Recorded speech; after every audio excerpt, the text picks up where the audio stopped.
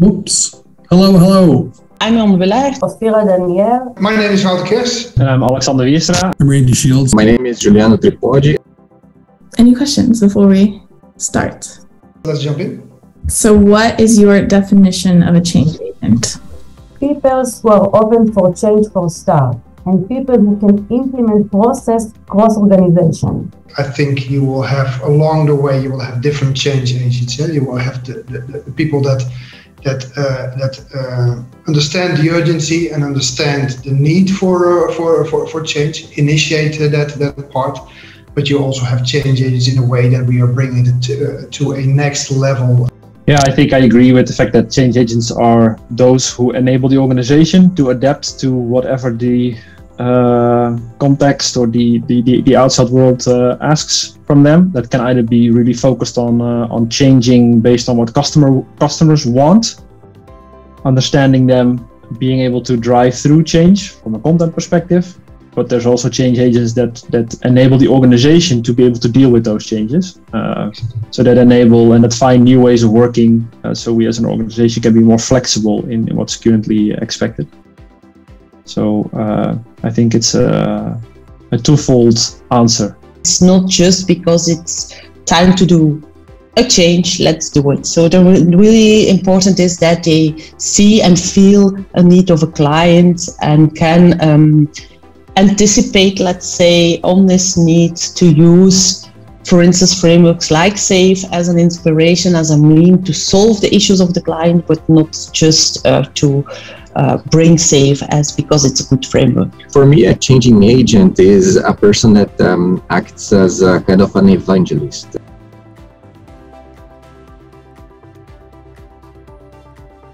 How were or are change agents selected where you work, or just in your experience? Good question as well. So we're both here roughly around one year. Why were we brought in? We were brought in for our experience with the SAFe framework, our experience with introducing that to organization and aligning the organization around that part. So creating the looking at the value streams and organizing around that. So that's why we were chosen. So that's mainly experience. To really bring the organizational part and the process part a bit further to align with those company goals. The alignment between those teams, finding the structures, implementing lean portfolio management in a constructive and proper way. So that's, I think, where our experience comes in, because we have that experience coming from companies where that has been implemented, where we've helped to implement that, and where I think there's a big need to find ways in a 7,000 people company with 25 arts to simplify that and to find a structure in that. Change agents kind of emerge, and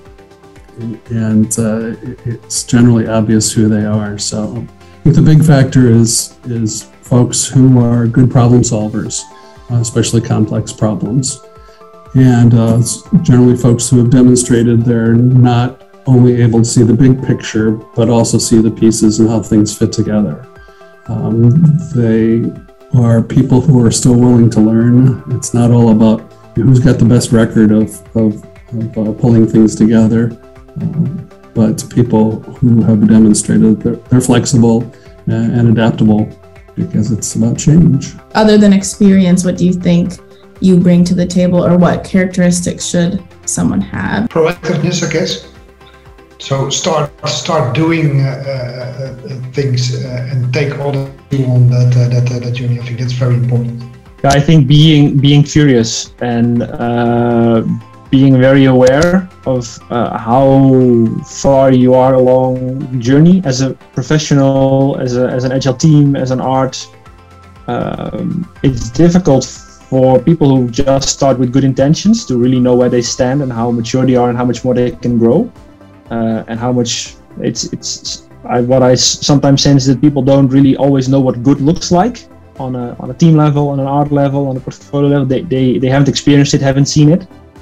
So for those people to be curious, to be open from a growth mindset perspective, taking as an example our team, the people that are usually driving change or being these change agents are people that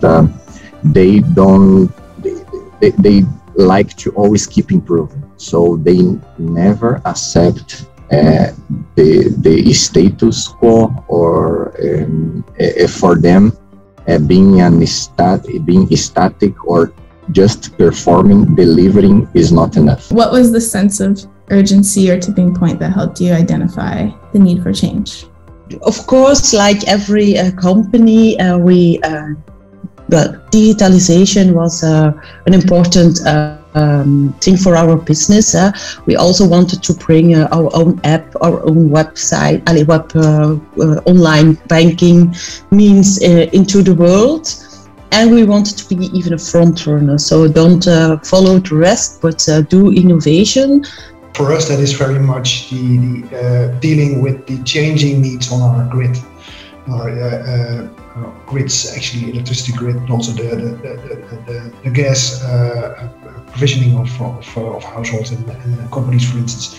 That's what we are active in. And that world has changed dramatically fast in the past decade, and we see that we need to be more agile to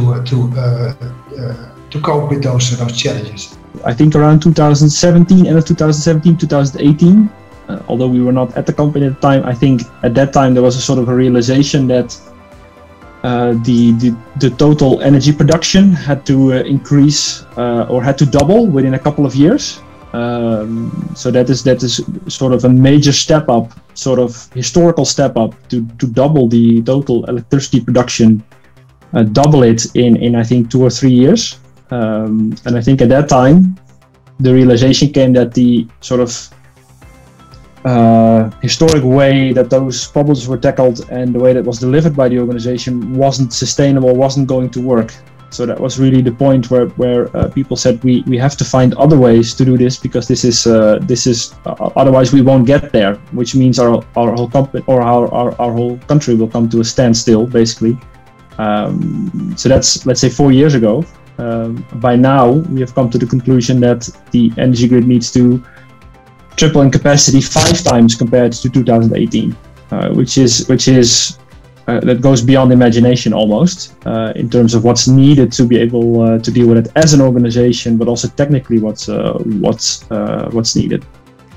That is really driving a lot of the motivation of why we are looking for other ways of working, and why we need to organize that also in a more holistic way, and why we look at SAFE and Agile to help us in that regard, because we need more structure, we need more alignment across the board to be able to deliver on that. I think generally it was an acknowledgement that we've gotten comfortable. The insurance industry is the insurance industry. Our company's been around for 75 years now.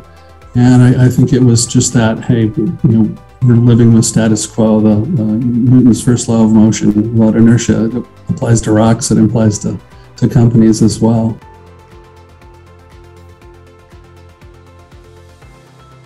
What were some excuses for delaying change?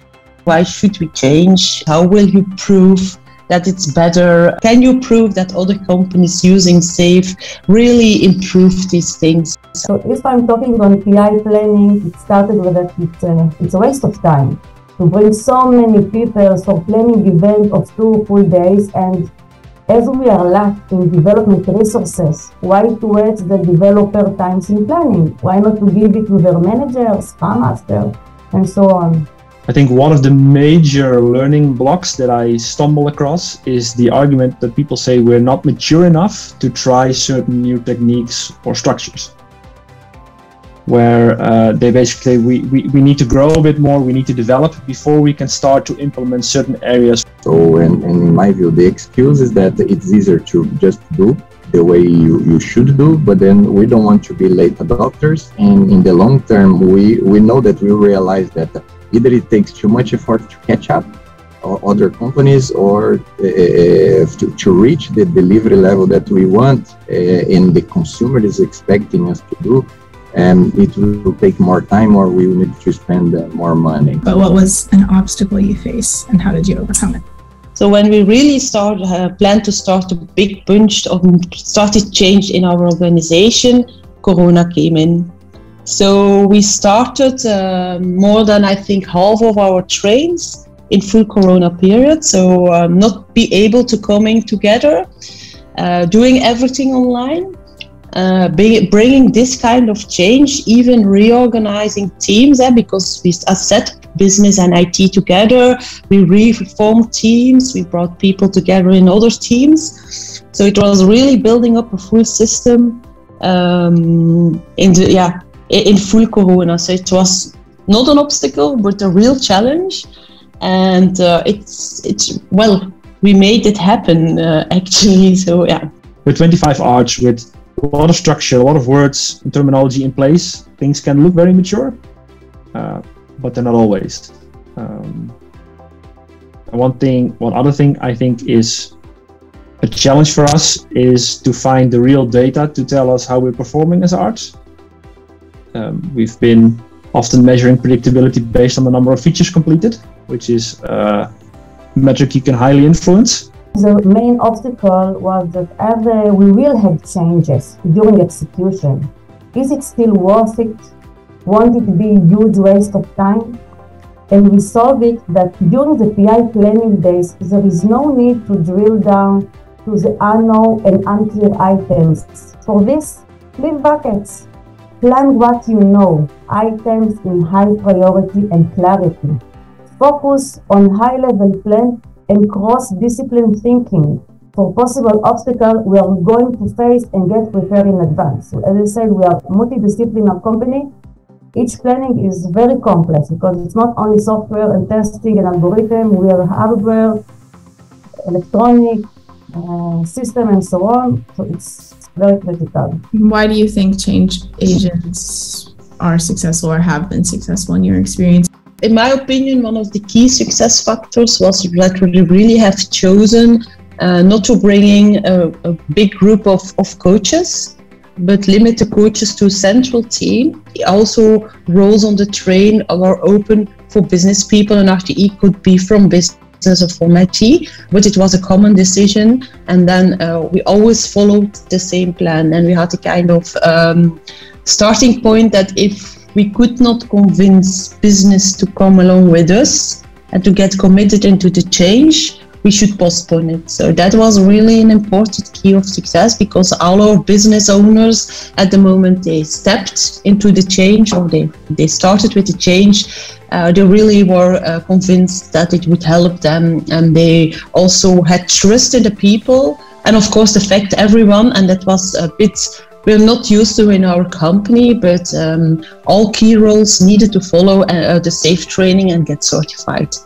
And this was important as well. And even our managers followed to 2 days leading SAFe training.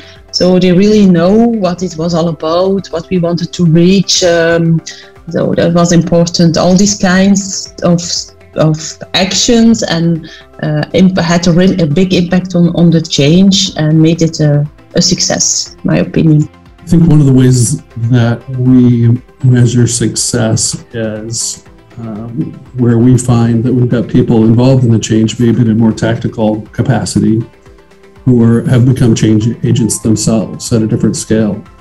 So I think that's about establishing the right levels of autonomy, and that's should always be based on the maturity of those groups or individuals. But our methods of reinforcing the vision, certainly putting ourselves in the stakeholder shoes, and making sure that we're creating or educating on new ways of seeing things. Always asking engaging questions, and the best one, of course, is always just simply why, to get the answers from folks. So working with folks to get the answers, not just handing out those answers. So making sure that they're engaged there. So it's kind of pushing that idea of change agent down into the folks that are involved with the change. We are successful as we are able to influence upper management and bottom up. and we are able to influence just because we have empowered teams.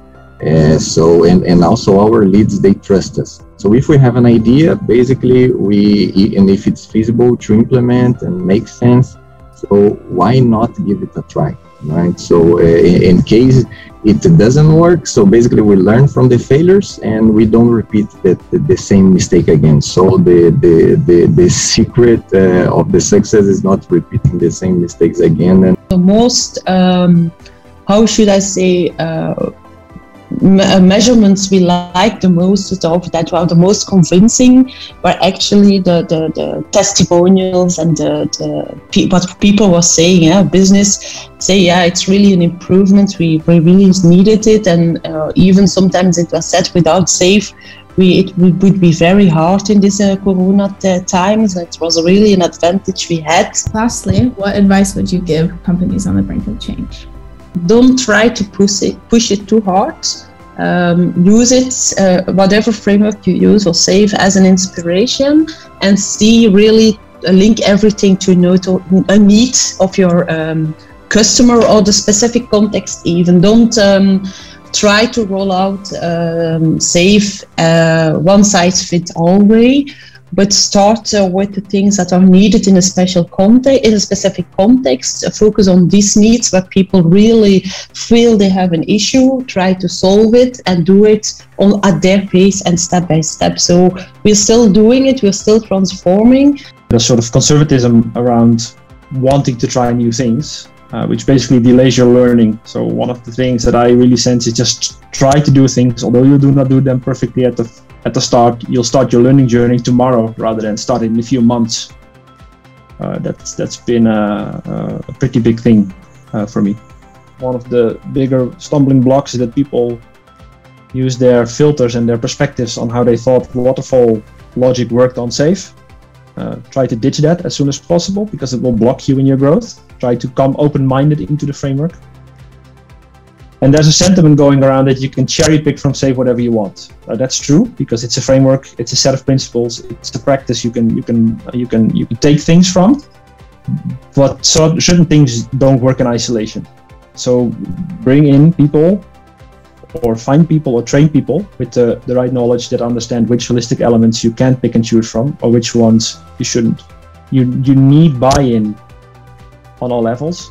I would say don't wait too long to make a change because then it will always hurt more and it will be more painful for the people involved in the process. You will enjoy much more the drive, the journey if you are in the driver's seat. For me, the most, I would say, the key ones are actually two things. First, nothing will work if you don't have a good culture in place. So the culture is also key for you. The environment should be good. People should, like what they do and feel that, they have the autonomy. They are, they can be themselves at work and that they can own their initiatives. And the second, the top management always needed to embrace the cause. So you need to get them involved. And if they are change agents themselves, then the rest of the team will also follow. And really being able to prove to the stakeholders that you understand their perspective, not just say I understand your perspective. Prove that you understand that. Making sure that you engage those stakeholders in determining the how do we go along this journey, because they know best and they need to own it. And back to simple messaging, it's really about breaking down the complexity. Because if you break it down, then we can use simple problem-solving techniques every day to get things accomplished. So, big rock, but break that rock down. You make it sound so easy.